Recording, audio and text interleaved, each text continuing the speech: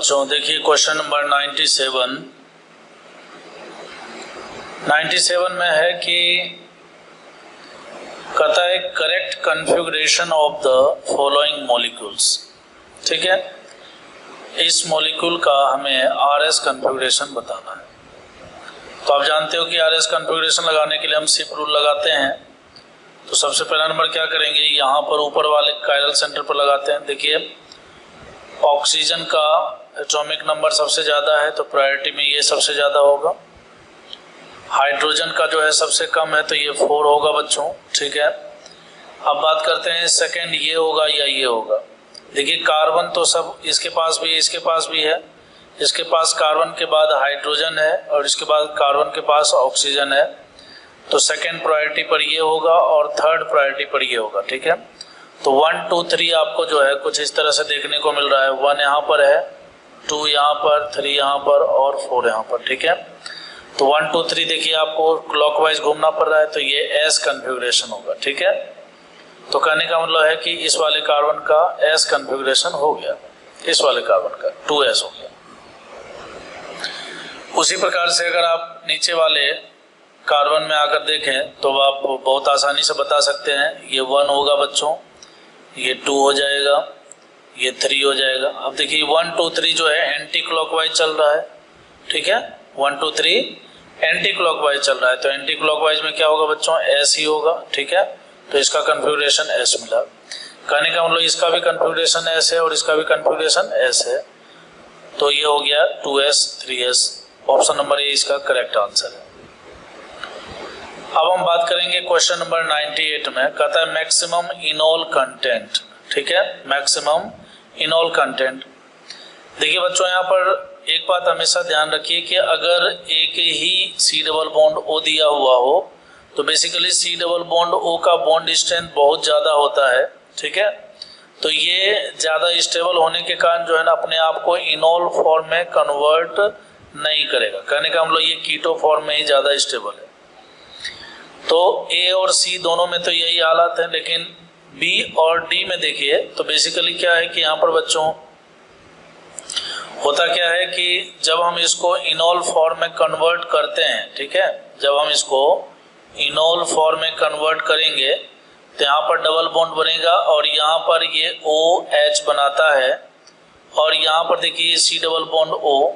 Basically यहाँ पर क्या है कि हाइड्रोजन बॉन्डिंग स्टार्ट हो जाता है। ठीक है, क्या हो जाता है, हाइड्रोजन बॉन्डिंग स्टार्ट हो जाता है। और यहाँ पर देखिए दिया हुआ है CH3 और यहाँ पर दिया हुआ है CH3। इसी तरह के जो है 6 मेंबर साइक्लिक स्ट्रक्चर जो है इस वाले D में भी बनेगा। ठीक है, D में भी बनेगा। C डबल बॉन्ड O यहाँ बना दीजिए, OH यहाँ पर बना दीजिए और यहाँ पर भी हाइड्रोजन बॉन्डिंग है। यहाँ पर बच्चों PH है, यहाँ डबल बॉन्ड और यहाँ पर PH। ठीक है, ओके। अब सवाल उठता है कि इन दोनों में से ज़्यादा स्टेबल कौन है। तो देखिए अगर आप इस सिस्टम को देखिए ऑप्शन नंबर डी में तो यहाँ पर बेंजीन रिंग है तो बेंजीन रिंग के साथ यहाँ पर कंजुगेशन है। तो कंजुगेशन के कारण जो है इसको रेजोनेंस करने का मौका मिलेगा। तो कहने का मतलब हाइड्रोजन बॉन्डिंग तो दोनों में कॉमन फैक्टर है। तो यहाँ पर जो अल्कीन बन रहा है इस अल्कीन को यहाँ से हाइपर कंजुगेशन की स्टेबिलिटी प्राप्त हो रही है, जबकि यहाँ पर इसको रेजोनेंस की स्टेबिलिटी प्राप्त हो रही है। तो इसीलिए ऑप्शन नंबर डी का इनोल जो है वो ज्यादा स्टेबल होगा। ठीक है, okay. Now question number 99। Question number 99 में है बच्चों, कहता है which of the following will have one of the stereo isomers meso. ठीक है, मेजो कंपाउंड में पहचानना है। मेजो के लिए देखिए 2 कायरल सेंटर होना बहुत जरूरी है। ठीक है, और साथ ही साथ एक प्लेन ऑफ सिमेट्री POS का होना बहुत जरूरी है। ठीक है बच्चों, अब जैसा कि आप जैसे देखिए सेकंड में देखिए तो यहाँ पर दिया हुआ है 1 2 3 4 4 कार्बन का ब्यूटेन हो गया और दूसरे कार्बन पर लगा हुआ है क्लोरो। क्या लगा हुआ है, क्लोरो। तो हाइड्रोजन भी है ही। यहाँ पर CH3 हो गया, यहाँ CH2 हो गया और यहाँ पर क्या हो गया बच्चों, CH3 हो गया।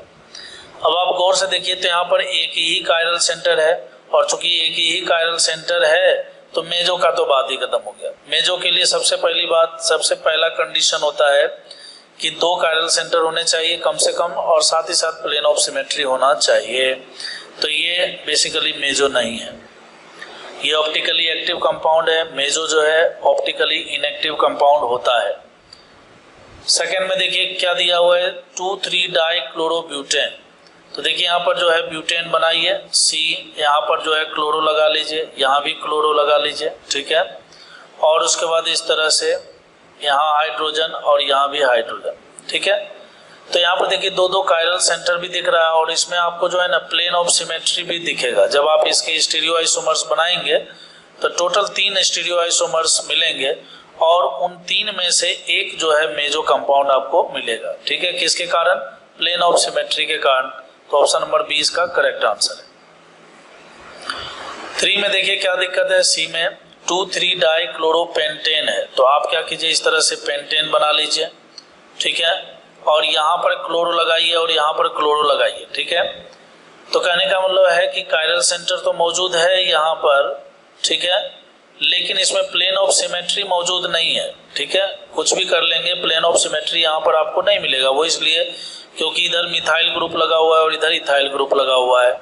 तो कुल मिलाकर ये मेजो कंपाउंड नहीं है, ये भी मेजो नहीं है। इसी प्रकार से जब आप इसमें बनाएंगे तो इसमें भी नहीं मिलेगा। ऑप्शन नंबर बी इसका करेक्ट आंसर है, ठीक है।